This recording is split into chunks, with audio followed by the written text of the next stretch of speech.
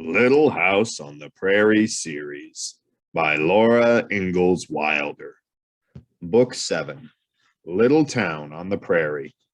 Chapter 24, The School Exhibition. The room was warm and the lamp burned clear and bright, but Laura's chilly fingers could hardly button her blue cashmere basque, and it seemed to her that the looking glass was dim. She was dressed to go to the school exhibition. She had dreaded it for so long that now it did not seem real, but it was. Somehow she had to get through it. Carrie was frightened too.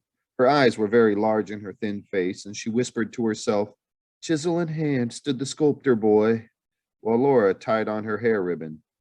Ma had made a new dress of bright plaid woolen for Carrie to wear when she spoke her piece.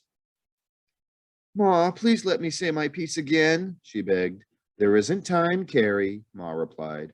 "We're almost late as it is. I'm sure you know it perfectly well. I'll hear you say it on the way. Are you ready, Laura?" "Yes, Ma," Laura said faintly. Ma blew out the lamp. Outdoors, a cold wind was blowing, and snow blew white along the ground. Laura's skirts whipped in the wind, her hoops crawled up maddeningly, and she feared that the curl was coming out of her bangs. Desperately, she tried to remember all that she must say, but she could not get beyond. "America was discovered by Christopher Columbus in 1492. Columbus, a native of Genoa in Italy." Carrie was breathlessly chanting, "Waiting the hour when at God's command." Pa said, "Hello, they've got the church lighted up." Both the schoolhouse and the church were lighted. A thick, dark line of people with splotches of yellow lantern light was moving toward the church.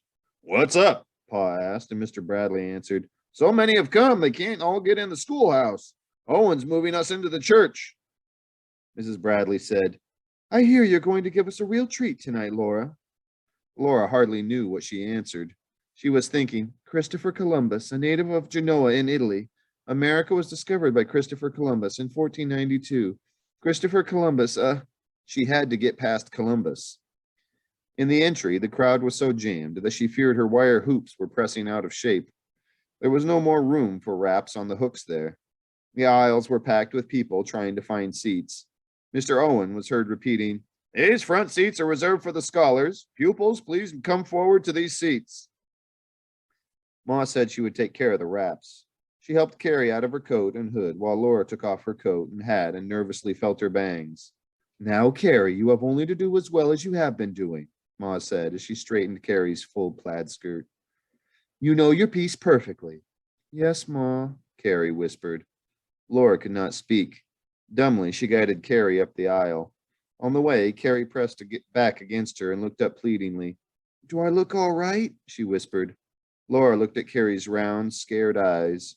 One wisp of fair hair straggled above them.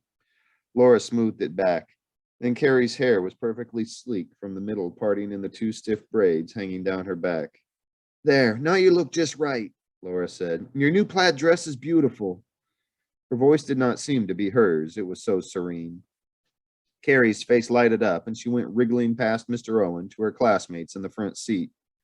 Mr. Owen said to Laura, "The pictures of the presidents are being put up on the wall here, just as they were in the schoolhouse. My pointer is on the pulpit. When you come to George Washington, take up the pointer and point to each president as you begin to speak about him. That will help you remember the proper order." "Yes, sir," Laura said. But now she knew that Mr. Owen was worrying too. She, of all persons, must not fail, because hers was the principal part of the exhibition. "Did he tell you about the pointer?" Ida whispered as Laura sat down beside her. Ida looked like a dim copy of her usual happy self. Laura nodded, and they watched Cap and Ben, who were tacking up the pictures of the presidents on the board wall between the studding. The pulpit had been moved back against the wall to leave the platform clear. They could see the long school pointer lying on it. "I know you can do your part, but I'm scared," Ida quivered. "You won't be when the time comes," Laura encouraged her. "Why, we're always good in history. It's easier than the mental arithmetic we've got to do." "I'm glad you have the beginning part anyway," Ida said. "I couldn't do that. I just couldn't." Laura had been glad to have that part because it was more interesting. Now there was only a jumble in her head. She kept trying to remember all that history, though she knew it was too late now. But she must remember it. She dared not fail. Please come to order," Mr. Owen said. The school exhibition began. Nellie Olson, Mary Power, and Minnie, Laura and Ida, and Cap and Ben, and Arthur filed up onto the platform. Arthur was wearing new shoes, and one of them squeaked. In a row, they all faced the church, full of watching eyes. It was all a blur to Laura. Rapidly, Mr. Owen began to ask questions. Laura was not frightened. It did not seem real that she was standing in the dazzle of light, wearing her blue cashmere and reciting geography. It would be shameful to fail to answer, or to make a mistake before all those people and Pa and Ma, but she was not frightened. It was all like a dream of being half asleep, and all the time she was thinking, America was discovered by Christopher Columbus. She did not make one mistake in geography. There was applause when that was over. Then came grammar. This was harder because there was no blackboard. It was easy enough to parse every word in a long, complex, compound sentence full of adverbial phrases when you see the sentence written on slate or blackboard. It is not so easy to keep the whole sentence in mind and to not omit a word, nor so much as a comma. Still, only Nellie and Arthur made mistakes. Mental arithmetic was even harder. Laura disliked arithmetic.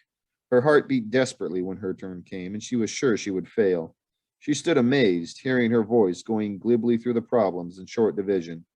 Divide 347, 347,264 by 16. 16 into 34 goes twice. Put down 2 and carry 2. 16 into 27 goes once. Put down 1 and carry 11.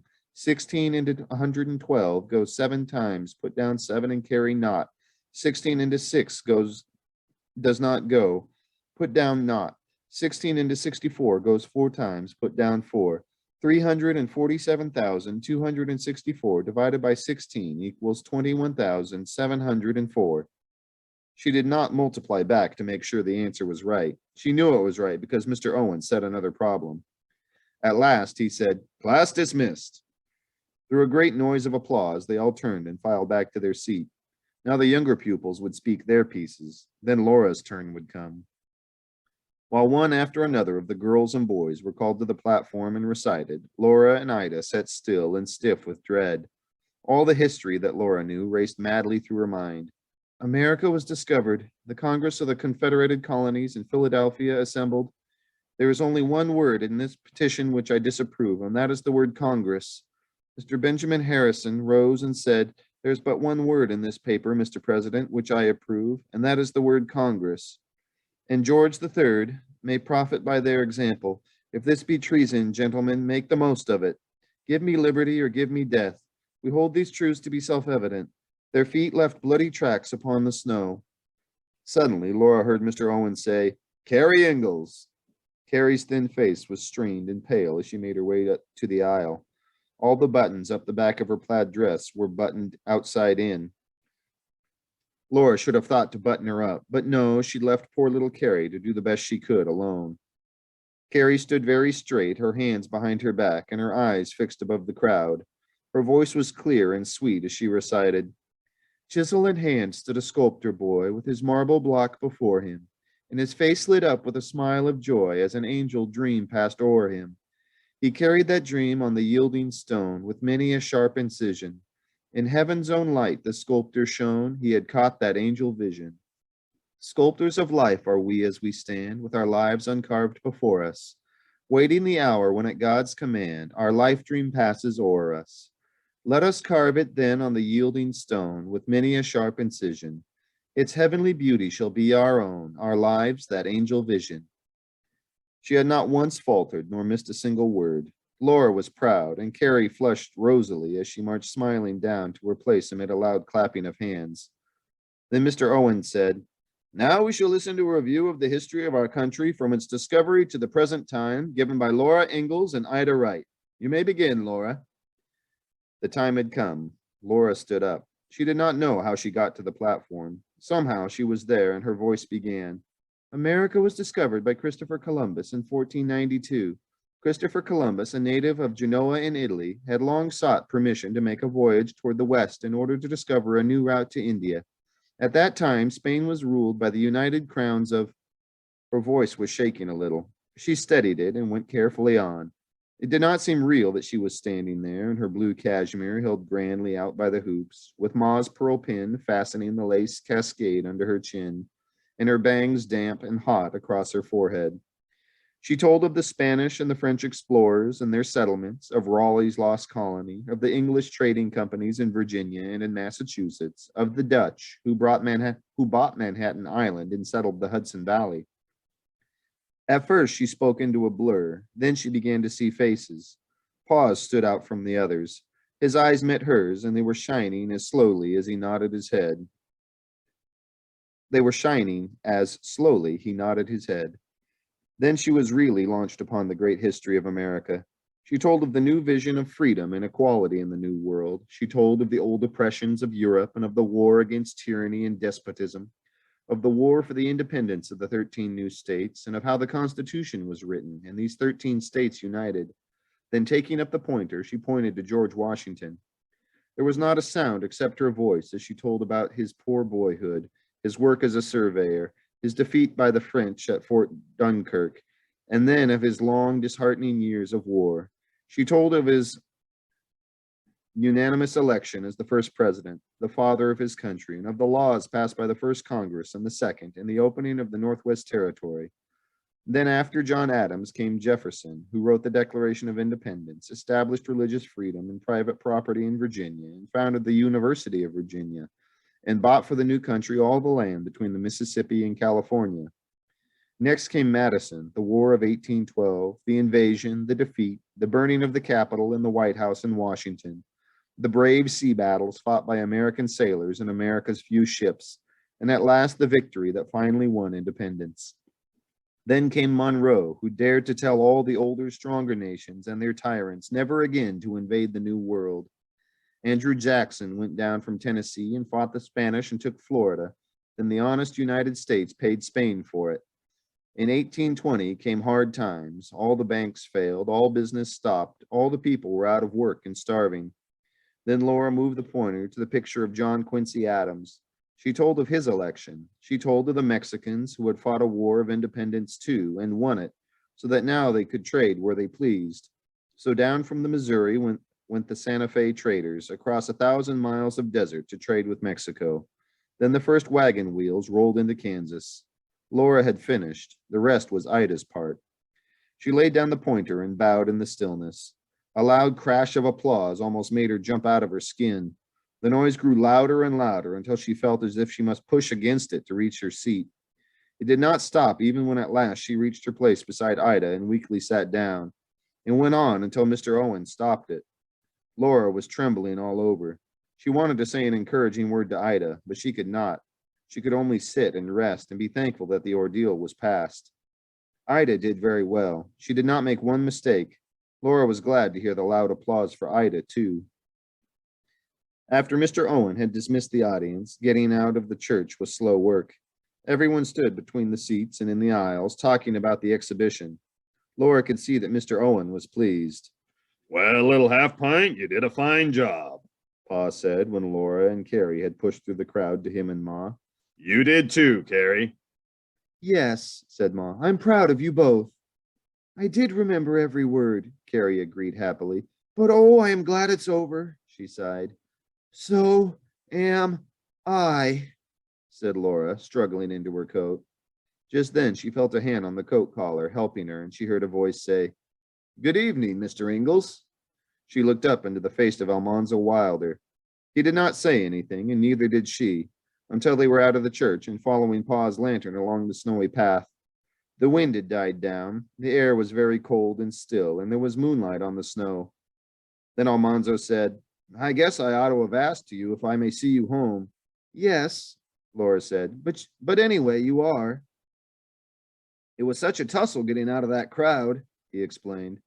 He was silent a minute and then asked, May I see you home? Laura could not help laughing, and he joined in. Yes, Laura said.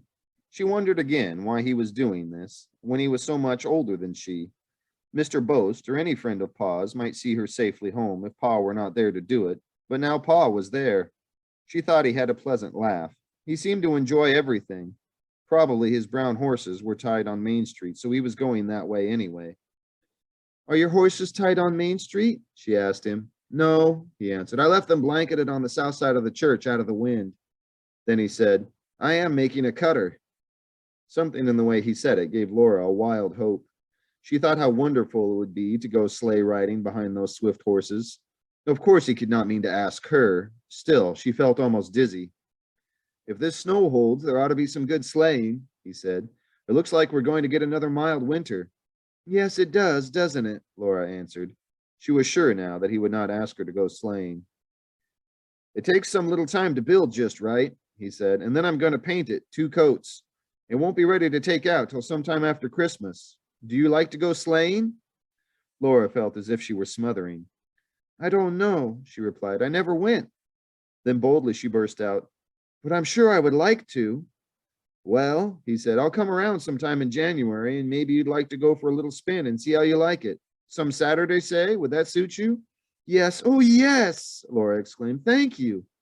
All right. Then I'll be around in a couple of weeks if this weather holds, he said. They'd come to the door, and he took off his cap and said goodnight. Laura fairly danced into the house. Oh, Pa, Ma, what do you think? Mr. Wilder's making a cutter, and he's going to take me sleigh riding. Pa and Ma glanced at each other, and it was a sober glance. Laura quickly said, If I may go, may I, please? We'll see when the time comes, Ma answered. But Pa's eyes were kind as he looked at Laura, and she was sure that when the time came, she could go sleigh riding. She thought what fun it must be to go speeding swiftly and smoothly through the cold, sunny air behind those horses. She could not help thinking in delight, Oh, won't Nellie Olson be mad